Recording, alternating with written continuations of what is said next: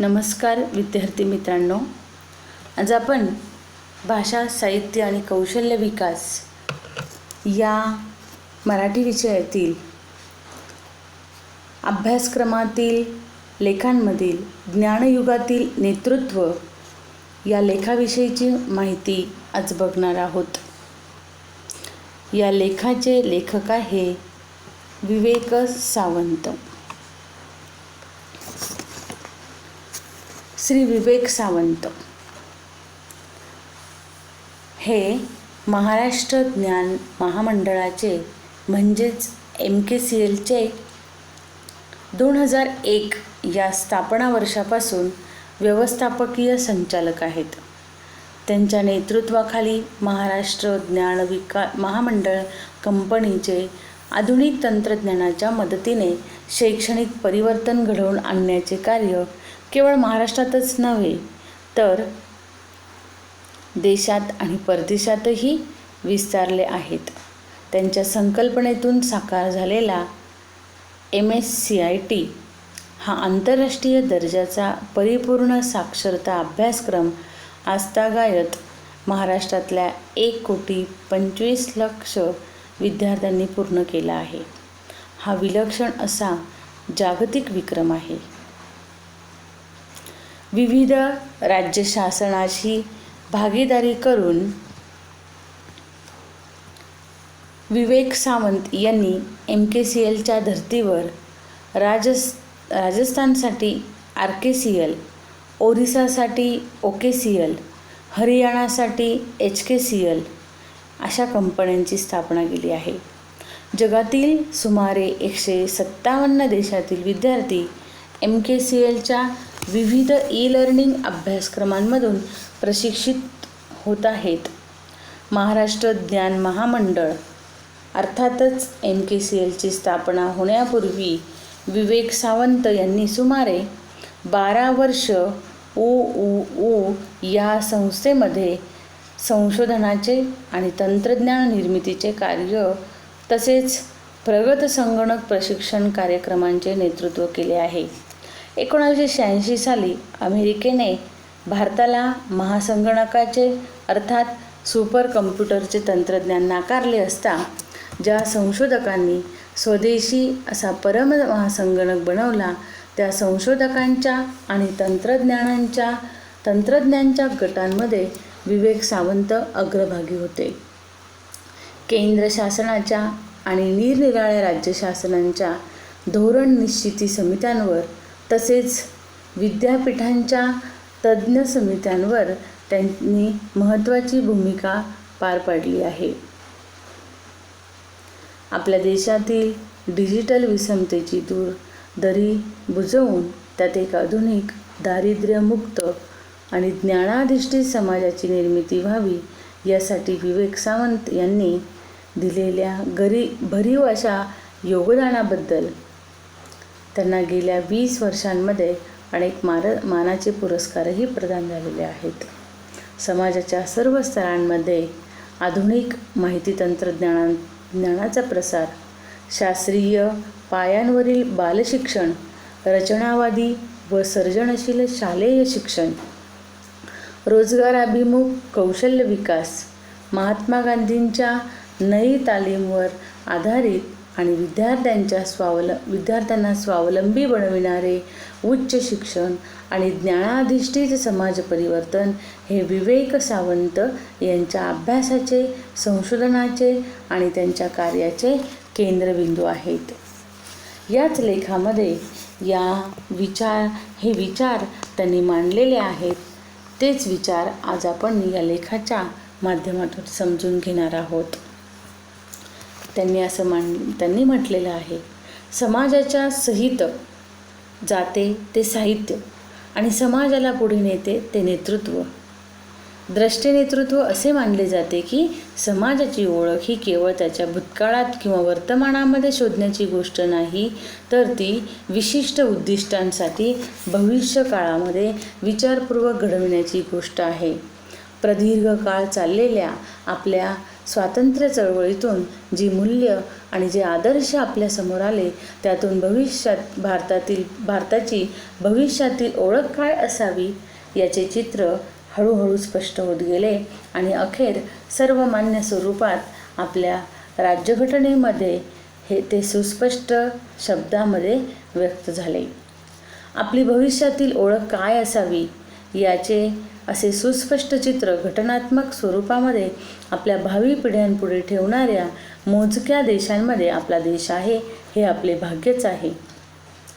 ते चित्र प्रत्यक्षात आणण्यासाठी सर्वस्वपणाला लावणे, त्या ध्येयपूर्तीसाठी समाजाला दिशा देणे, समाजाची जडणघडण करणे, त्या चित्रातील तत्त्वांच्या विरोधी तत्त्वांशी प्रसंगी रचनात्मक सांस्कृतिक संघर्ष करणे आणि ते चित्र प्रत्यक्षात आणल्यानंतर ते प्राणपणाने अबाधित राखणे, संवर्धित करणे हे आपल्या भावी नेतृत्वाचे इतिहासदत्त कर्तव्य आहे आणि तेच त्याच्या पुढील आव्हानही आहे.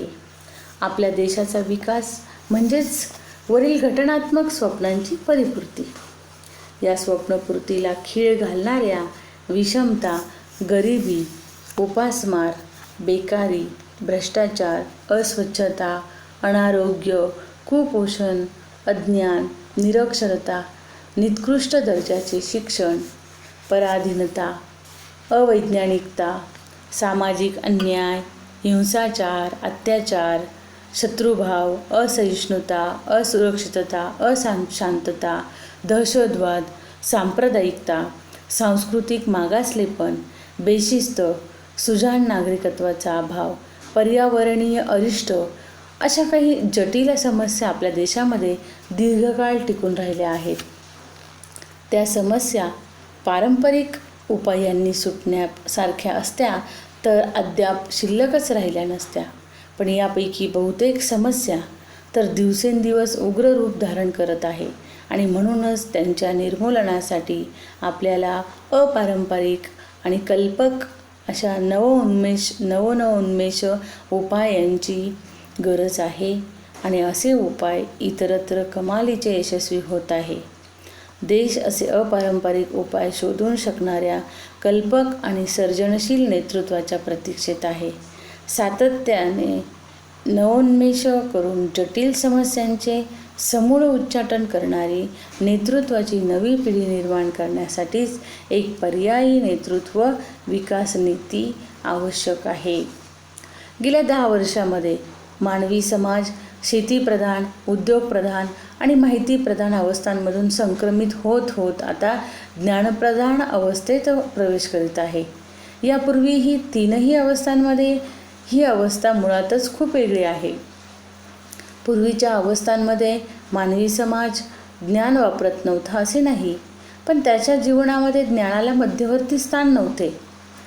मध्यवर्ती स्थान निसर्ग संपत्ती, खनिजे, कच्चा माल, ऊर्जा, जमीन, प्राण्यांचे आणि माणसांचे शारीरिक श्रम, आर्थिक भांडवल, माहिती आणि तिच्यावर वेगाने आणि स्वस्तात प्रक्रिया करण्याची क्षमता इत्यादींना होते. आणि या स्रोतांची मालकी किंवा उपलब्धता असल्याशिवाय स्वतःचा किंवा समाजाचा विकास घडवून आणणे शक्य नव्हते. आणि या अवस्थांमध्ये कुठल्याही वस्तू किंवा सेवेचे मूल्य हे त्यातील ज्ञानाच्या अंशापेक्षा त्यातील जड पदार्थांचे स्वरूप, त्यांचे प्रमाण, ऊर्जा, श्रम, आर्थिक भांडवल किंवा माहिती यांच्या अंशावरून ठरत होते. त्यामुळे इतिहासक्रमामध्ये राष्ट्रीय उत्पन्नामध्ये प्रथम शेती उत्पादनाचा, मग औद्योगिक उत्पादनाचा आणि त्यानंतर कालांतराने माहितीपर आधारित सेवा क्षेत्राचा वाटा वाढत गेल्याचे आपल्याला दिसते. 19व्या शतकातून मात्र नव्या कर्मशील ज्ञानाला अनन्यसाधारण महत्त्व प्राप्त होताना आपण बघत असतो. आणि याच शतकात निसर्ग संपत्ती, खनिजे, कच्चा माल, ऊर्जा, शारीरिक श्रम करणारी मोठी प्रशिक्षित लोकसंख्या, आर्थिक भांडवल इत्यादी पुरे नसूनही केवळ ज्ञानाच्या बौद्धिक संपदेच्या बळावर काही समाज, काही देश, काही उद्योग आपला विलक्षण विकास करताना दिसू लागले आहेत. हे पूर्वीच्या शतकांमध्ये काहीही झाले नव्हते.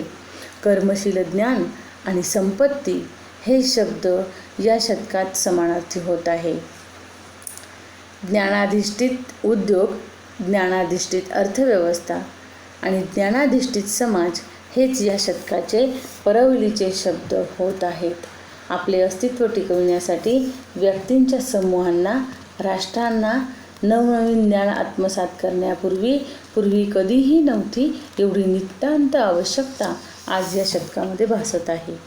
व्यक्तींच्या, समूहांच्या, राष्ट्रांच्या आणि एकंदर मानवी समाजाच्या अस्तित्वासाठी ज्ञान, विकासासाठी ज्ञान आणि आत्मसन्मानासाठी ज्ञान ही ज्ञानाची त्रिसूत्री या शतकामध्ये सिद्ध होणार आहेत. स्मार्टफोनची जी किंमत आज आपण मोजतो ती त्याच्यातील जड पदार्थांच्या वजनासाठी नसून त्यातील निसर्ग, विज्ञान, मनोविज्ञान, समाजविज्ञान, तंत्रज्ञान आणि कलात्मक आविष्कार आणि बौद्धिक संपदेसाठी म्हणजेच मुख्यत्वे नवकल्पनांच्या आणि ज्ञानाच्या आशयासाठी आहेत. जशी कच्च्या मालाची आणि ऊर्जेची जागा ज्ञान घेत आहे तशी शारीरिक श्रमाची जागाही बौद्धिक श्रम घेत आहे. आर्थिक भांडवलाची जागा कर्मशील स्वरूपात ज्ञान भांडवल घेत आहेत आणि भौतिक किंवा आर्थिक मालमत्तेपेक्षा बौद्धिक संपदेला फार महत्त्व प्राप्त होत आहे. कंपन्यांचे बाजार मूल्य निश्चित करताना आता त्यांच्याकडील जमीन जुमला, प्लॉट किंवा मशिनरी किंवा आर्थिक मालमत्तेपेक्षा त्यांच्याजवळील तज्ज्ञ मनुष्यबळ आणि त्यांची पेटंट्स आणि कॉपीराईट्स इत्यादींच्या स्वरूपातील नोंदणीकृत बौद्धिक संपदा आणि त्यांचे बौद्धिक स्वामित्व हक्क विचारात घेतले जात आहे. अमेरिकेच्या राष्ट्रीय उत्पन्नातील बौद्धिक स्वामित्व हक्काच्या मानधनापोटी जगभरातील मिळणाऱ्या उत्पन्नाचा वाटा 35% गेला असून त्यामध्ये 8 कोटी रोजगार उपलब्ध झाले आहेत. अमेरिकेतील एकंदर रोजगारांच्या ते 28% आहेत. अमेरिकेतील संपूर्ण अर्थव्यवस्था झपाट्याने ज्ञानप्रधान होत आहे. नव्या ज्ञानकेंद्री प्रक्रिया त्यांची जागा घेत आहे. 2012 पासून अमेरिकेतील कुठलाही उद्योग एकतर नोंदणीकृत बौद्धिक संपदा निर्माण करीत आहे आणि किंवा ती परत वापरत तरी आहे. बौद्धिक संपदा हा त्या अर्थव्यवस्थेचा श्वास होऊ पाहत आहे. ज्ञानप्रधान अवस्थेचा हा विकास यापुढील काही दशके केवळ अमेरिकेत नव्हे तर भारतात आणि जगभरात वेगाने होत राहणार हे मात्र निश्चित. आणि त्यामुळेच शेती, उद्योग आणि सेवा इत्यादी सर्व क्षेत्रे वाढत राहतील, पण ती वेगाने ज्ञानप्रधान होऊ लागतील.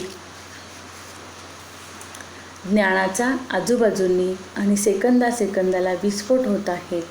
हे ज्ञानयुगाचे एक व्यवच्छेदक लक्षण आहे. अभिजनांची मक्तेदारी संपवत समाजाच्या अनेक स्तरातील लोक आता ज्ञानाची निर्मिती करीत आहेत. 21वे शतक सुरू होताना जन्मलेले विकिपीडिया आणि तत्सम मुक्त ज्ञानस्रोत हे सर्वसामान्य लोकांच्या ज्ञानक्षेत्रातील असामान्य अशा सामूहिक कृतीचे पहिले नमुने आहेत. इंटरनेटमुळे ज्ञानाची सर्वदूर उपलब्धता आणि ज्ञानाची सहनिर्मिती भौगोलिक बंधने दूर सारून विलक्षण वेगाने वाढत आहे. मानवी समाज जणू काही एका चिरायू अशा वैश्विक मेंदूची निर्मिती करीत आहे आणि समाजातला प्रत्येकजण त्या मेंदूचा बहुतांशी मुक्त वापर करणार आहे. याच पार्श्वभूमीवर आता आपल्या देशामध्ये गरज आहे ती कोट्यावधी गरीब जनतेला जीवनातील वर उल्लेख केलेल्या जटिल समस्या सोडवून शकणाऱ्या सर्जनशील नवोन्मेष ज्ञानकर्मीची आणि अशा असंख्य लोकाभिमुख ज्ञानकर्मींची फौज कशी कार्यरत करायची आणि ठेवायची हे 2020-30 मधील नेतृत्वासमोरील प्रमुख आव्हान असणार आहे. हेच आपल्याला या लेखाच्या माध्यमातून श्री विवेक सावंत सांगून जातात.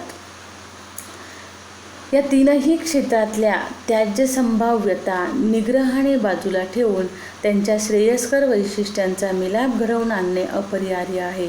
या तीनही क्षेत्रातील परस्पर सहकार्याने समान सामाजिक उद्दिष्टांसाठी आणि आपल्या स्वप्नपूर्तीसाठी कार्यरत ठेवणारी टिकाऊ संस्थात्मक संरचना निर्माण करणे हे ज्ञानयुगातील नेतृत्वासमोरील मोठे आव्हान आहे.